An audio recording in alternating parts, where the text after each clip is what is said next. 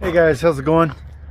Just here on the weekend, finishing up some commercial blowouts. Just got back to the shop, and my hand's in the way. Let's try that. Anyway, I had some questions about sprinkler blowouts, and instead of doing a whole new video on like how to or stuff you look for, I'm gonna re-upload an older video of mine. It does a pretty, I think it does a pretty good job at answering a lot of the questions on how to do blowouts, especially if you're new, some things to look for. If it doesn't answer your questions, just hit me up. You can hit me up on Instagram, Facebook, leave a comment below. It's Birch's Lawn Care on everything. So yeah, I'll get this video uploaded and hopefully it answers your question. And if it does not, reach out, ask me your question. I've been doing sprinkler blowouts for about 10 years. I haven't seen everything, but I've seen a lot, and hopefully this helps. Thanks for watching. All right, guys, let's imagine you just pulled up to a property and you don't know where anything is. You've pulled up, it's the first time you've done this house. Sprinkler blowout season is a one-off service, so a lot of times the only time you're going to see the property is once a year, and I have a lot of those. Probably half of mine are once a year services, and it's always something new. So you pull up to the property, and sorry if the traffic's too loud. It's 8 o'clock in the morning, so everybody's going to work. So you pull up, you don't know where anything's at. The first thing I do before I even knock on the door, just when I'm walking out into the front, I'll take a look around the edge of the house.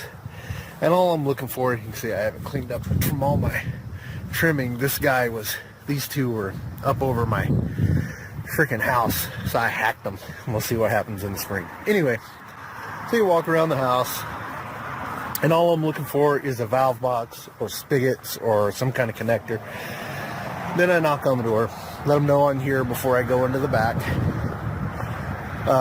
There's no city hookup here because I'm on irrigation. All that is a water meter.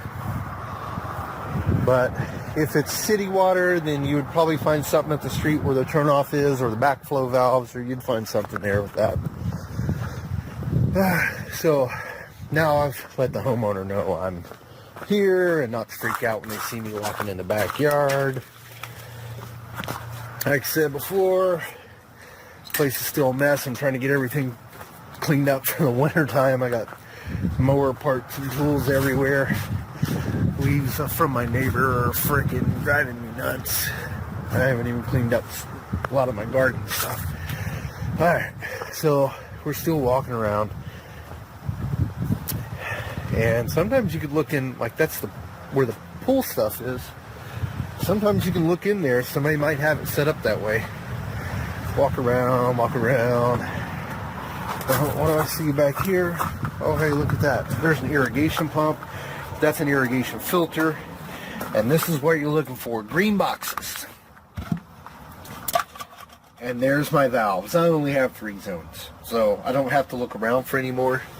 A lot of times you'll show up and my timer box is also outside, but I run everything from here. I don't mess around with timer boxes.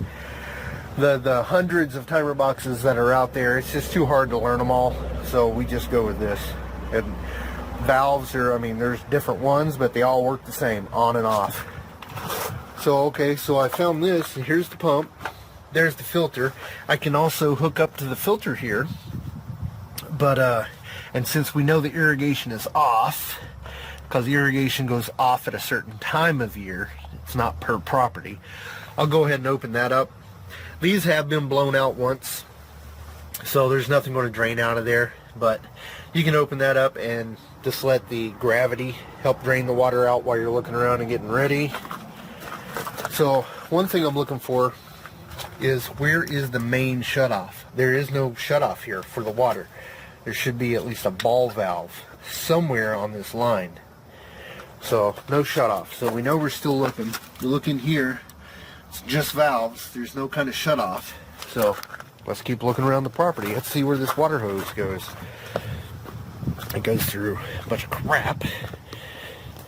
Hey, there's my shitty kitty. I don't know, a mower will do that on what we got over here. Oh, hey, look at that, an irrigation pipe with another hookup, and you can hook up to this. I mean, you can hook up to any hose bib. So that's open, so you can leave it open, you know, for the draining. And then there's a gate valve, and it's going into the wall. That's a big old pipe. That's your main. There, I got that. So I'm going to turn that on. Look at that, I even got some water out of the gate valve just now. So we got the water on, so it's just draining. So after the water just gravity drains and gets all that crap out of the way, if you don't have to do it this way, but whenever you're ready to start hooking up, you found everything you need to find, turn the water off. So that's my main shutoff. So now we're going to go back to the truck. Alright guys, so I got her untangled and all strung up. Or strung out. So I've got 100 feet of hose strung out, and we'll go back and look at that in a minute. So now on my compressor, this is my regulator, and I want to do this before I fire it up. This is where I control the pressure. I mean, there's the actual, you know, the PSI, what the compressor is going to produce. This is where I can change the PSI that I'm putting out. When you're doing sprinklers, PSI is not your friend. Water only, at least here on this irrigation, water is only pushing about 45, maybe 50 PSI.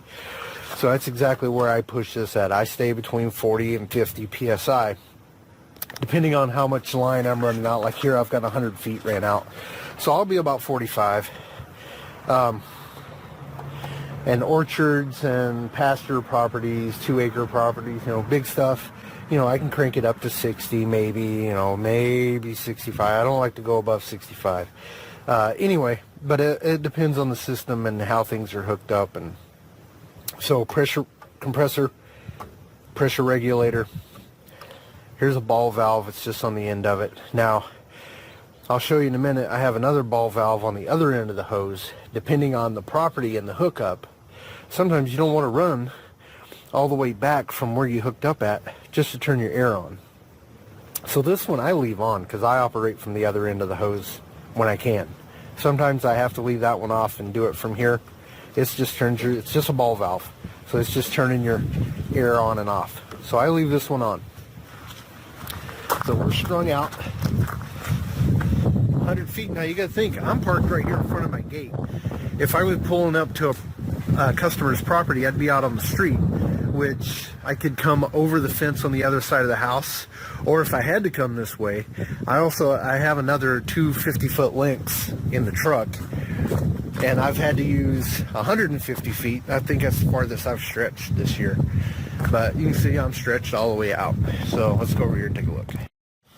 Okay, so I didn't have to use any of my attachments here because I've got a regular spigot, and this is a regular, you know, hose bib spigot. So my connector comes right to it, and this is the other ball valve I was talking about, and it just connected right to the water hose. So right now it's off. The main line is off. I need to go start the compressor up and let it warm up, and before we take the next step. Normally I'd be wearing my gloves because once your fingers get cold, it just sucks messing around with water. Anyway, so here's my valves. You know, valves are really easy. There's an on and an off. So, you know, lefty loosey. Turn it left, it's on. Turn it right, it's off. Sometimes these valves are sticky. There's diaphragms in there. Irrigation water is nasty. Sometimes they stick and you have to mess with the bleeder valves, which is this. Now, I don't have any air coming in, and that's why I carry screwdrivers. So, I'm going to take this one all the way out, and that's all the bleeder valve is. If we can get her to focus. It's just a little plastic screw. Little hole there, and exactly what it's a bleeder valve. So if you're doing air, if you already have air going to it, and you start messing with the bleeder valves, you don't want to, see how short that thread length is? Maybe it'll show better here. There we go. You don't want to back it out too far, because if this is under pressure and you have air forcing its way out and you back this out too far, it's probably going to shoot out of your hand, and you don't want to be walking around looking for a little plastic screw to fit back into somebody's valves. So I'm going to put that back in, and we'll go ahead and I'll start with this one. This one's on. I go by one valve at a time, but caveat to that, when I first start a zone or a sprinkler system, here I can reach that one better, I turn 2 on. Now you can turn 2 on, and I do this because if this one's sticking, I don't want air pushing into just a closed system. That's how you bust these little ass PVC pipes. I mean, that's not what's running in my ground. It just happens to be laying there. Anyway, I leave 2 open, so if one's not going to open, the other one will, because I'm going to be over at the shutoff. Or you can also do this. I know air will come out of this, so, and I have that open, so we'll open that up. So we know air will come out of that. Should be pushing enough pressure to make that valve pop. So let's go over and give this system some air. Okay, you can hear a little bit of air leaking. That's usually my little rubber seal right here, but that's not going to hurt anything. Alright, so the air is off, and what we're going to do now, we know we got a valve turned on, and we've got the hose bib at the filter turned on. So now we have air going in the system. Now, I don't know if you guys can hear that. I apparently picked the valve that was in my front yard. I was hoping I was not going to pick that one, I hope. Hopefully I was going to have one back here. Anyway, so the backyard, or the front yard's open. I can hear it through the fence. That gate's locked. I don't have a key, so I'm going to have to walk around. So now that I know that I have a sprinkler system going, hear this? I can shut this off now. Normally you get a lot of water out of this. This is the filter system for the irrigation water. It's just a steel screen. But now I know I've got air flowing into this valve through that line. I can turn this off and get all the volume into there. So let's go out front and take a look. Okay, see? The air pushing out. See, I don't know if you guys can see the little bit of mist coming out of there.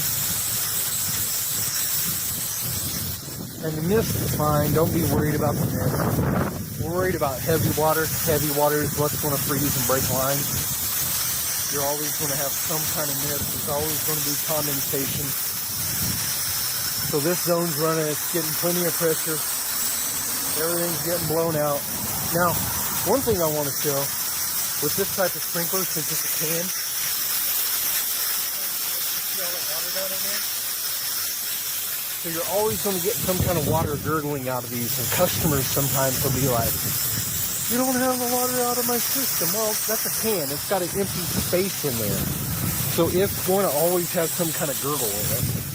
It's not a big deal. It's not going to hurt anything. And then pop-ups, obviously, they just pop up and, you know, they'll run out of any kind. You can run those dry. You don't have to. I have some customers that really want it ran dry. But anyway, let's go back to the valve box. Alright guys, so we know this valve is the one running out front. So before we shut this down, the way I do it, I want to turn on another valve. There. Now when you turn these, you can feel the diaphragm pop. You'll feel it. Sometimes you can hear it. So I felt this one pop. So I know this one's open. Turn that one off. Now this one's on. You can still hear the air flowing through it. Now we go look. They're never labeled, so you don't know exactly what zone you're opening. I hear air moving over here.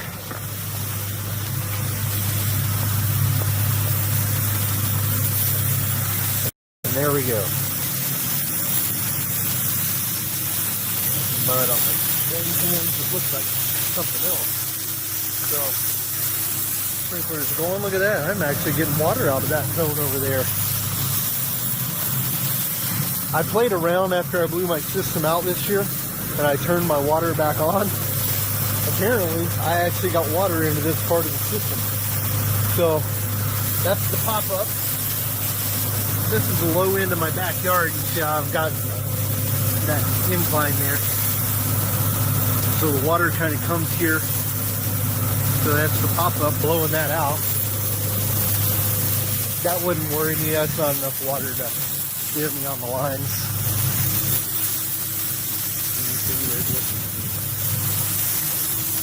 And that's the zone clearing out. I mean, that's all the zone is other than my drip lines, which are for a project that's still in the works.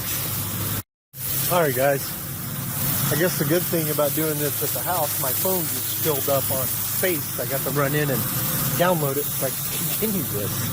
So as I was saying, this is a drip line, that's a drip line. All I did was hook it up to a sprinkler that's under there, and you can come over here, I can feel air coming out the emitter. Yeah. So anyway, drip lines take a little bit longer. That one, like I said, it's blown out. So that zone's pretty dry now. I just let it run while I was downloading the camera. So now we're back over at the valve box. So we knew we started with this one. Usually I'll start on one side and work my way across. I don't know why I chose the middle today. But as long as you remember, it's no big deal. So this one's blown, this one's blowing. So now we turn that one on, and I hear it. I can hear that it turned on. So let's turn this one off. Don't leave your screwdrivers laying around. Trust me, when you're on, I buy a bunch of those at Harbor Freight because by the end of the year I've left them everywhere. All right. So now, I don't know if you guys can see a little bit of mist over there. That's my next zone. This zone has a whole lot of nothing, really. This is kind of like a project area, stuff I'm working on since I've moved in. This is all just dirt. So I went and started planting some stuff in here, which I need to trim back for the winter. My hostas, a rhodie, hydrangea. This stuff's kind of shaded here. I got to bring a tree company in to look at that. But anyway, see, I got a little bit of water in there. Not a lot, but enough to get the rocks wet, huh? So, 2 sprinklers on this zone. There's actually other ones, and that's what these red flags are. Another good thing when you're blowing out a customer's property, you can kind of figure out where there's going to be sprinkler issues. See, it pops up, but it's not emitting. Oh, sorry. It's popping up, but it's not emitting, and that's just because it's stopped up with dirt. I already know what's wrong with these. But these are all sprinklers that need to be put in for next year as I bring the plantings across. So, different video, different subject. See, another flag. And then I have, this zone runs all the way up and around the basketball court. Don't mind all the trash and shit. I'm, like I said, still in the middle of cleanup. This tree's coming down. But there's a pop-up there, and then there's one back there in that mess. For this little, it's going to be a garden area. That's what it used to be, I guess. And then I may extend it down this way. I don't know. Try to surround the basketball court with a little grass, so I'm not. I like all the concrete, but not that much concrete. So anyway, so that's the third zone. Lots of money, a little competition. Why would you not want to make money with this app? That app is called Audible. It's creative. And we're going to let that run for a second, and then I'll show you what I do to close up. Alright guys, so you can still see there's a couple little puffs of mist coming out of there. Not an issue. So what you do, now I have to say this is only for an irrigation system. You cannot do this on a city system. If you're connected to city water, don't do this. You'll mess your compressor up.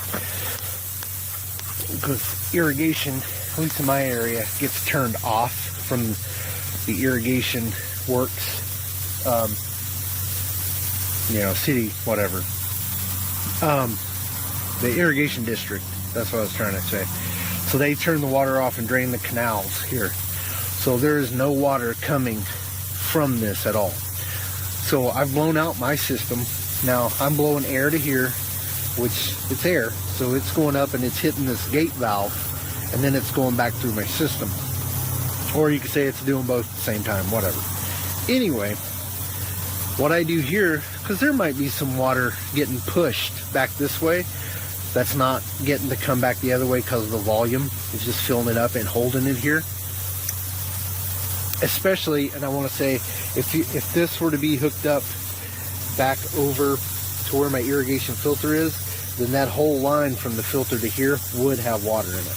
And you definitely would want to do this. So what I do is open this back up with the water going. I don't know if you can hear my compressor wind up. Anyway, that zone down there is still open. And then I open this. Now any water that would have been caught here is now being pushed back into the irrigation district system. So I'm really close, so it only takes a minute to do this. If I was hooked up over the filter, it'd take a little bit longer. And if you were to do that and you weren't pushing longer away, you can actually hold your hand here and it feels like rocks and stuff getting pushed through. You'll feel it vibrate as the water goes through. And anyway, once you feel the smoothness of it where it's just air again, you can shut that down. So now that's shut down. All the zones are done. Now there's no more air coming from my compressor. I can shut this spigot. And I can open this up. We are totally blown out. So then all I do is come back over to the valve box.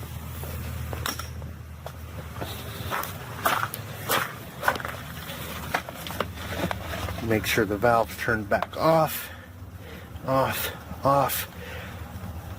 Screws are all tight. We're done. Now it's just clean up, roll my equipment up, get it in the truck, and move on to the next one.